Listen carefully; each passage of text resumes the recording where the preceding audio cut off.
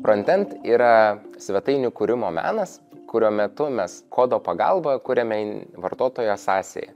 Ir tai yra galimybė mums prisidėti ne tik tais prie pardavimo, bet prie meninės išraiškos. Frontendas yra daug plačiau negu tik tais internetiniai puslapiai. Tačiau visuomenėje mes frontend vadiname būtent internetinių puslapių kūrimą. Nuo backendo skiriasi pagrinde tuo, kad backendas nėra vizualinis menas, o frontenderiai kuria būtent kodo pagalba, internetinius puslapius ir tą visą patirtį, ką žmonės atėję į puslapius mato. Man pačiam dažnai tenka dirbti su web dizaineriais, kurių sukurtą dizainą aš turiu sukoduoti arba paversti į tinkamą vartotojo sąsają internetinį puslapį, kuris galėtų atsivaizduoti naršyklėje. Visą vizualinę naštą iš tikrųjų neša web dizaineriai, tuo tarpu implementacija ir kaip atrodys tas puslapis, ar jis bus prisitaikantis, optimizuotas, interaktyvus, tai jau yra frontenderio darbas. Pats procesas dažnu atveju atrodo turintis daug iteracijų, tai reiškia, kad vieną kartą, pirmuoju atveju sukuriam tiesiog tokius kaip bare bones, tai yra tiesiog paprasta struktūra, vėliau einam prie prisitaikymo ir tik galų gale prie pačio funkcionalumo.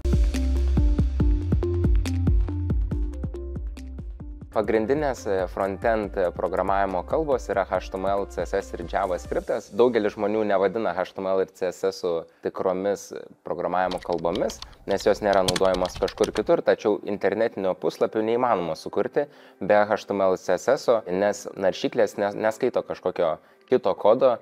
Tuo tarpu JavaScriptas yra naudojamas ne tik tais frontende, bet ir backende bei kuriant žaidimus. Ir išmokus kurti internetinius puslapius, su JavaScriptu paskui galima pereiti ir į backendą, ir į kitas sritis.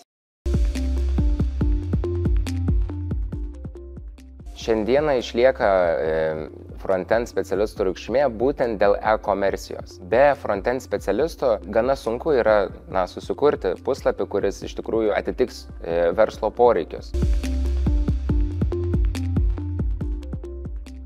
Frontend, kad ir kaip būtų įdomu ir reikalinga, nėra labai paprasta sritis. Ir mokantis pačiam dažnu atveju galima labai greitai užstrigti. Todėl, sakyčiau, labai svarbu yra turėti tam tikrą mentorių arba žmogų, kuris tiesiog būtų perėjęs šitą visą procesą. Norintiems realizuoti savo meninę išraišką rašant kodą ir kuriant svetaines, norėčiau pakviesti į Code Academy Frontend studijas.